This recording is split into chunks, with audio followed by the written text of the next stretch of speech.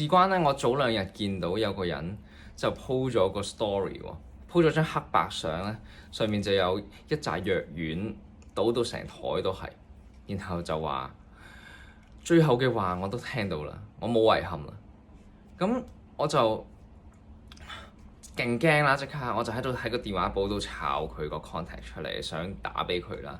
一路抄嘅時候，我就心諗：喂，唔係啊嘛？你有 quit game 啊？個個都抌低晒我，咁我點算啊？咁我就打咗俾佢啦。咁好彩最尾佢有聽嘅，咁佢就話佢返緊工。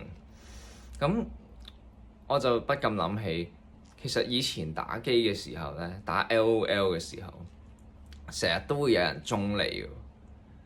咁中離完之後，其實會點呢？咁剩低嗰啲人會打得好辛苦啦。咁有機會打得贏，有機會打輸。咁但係最緊要就係打得好辛苦咯。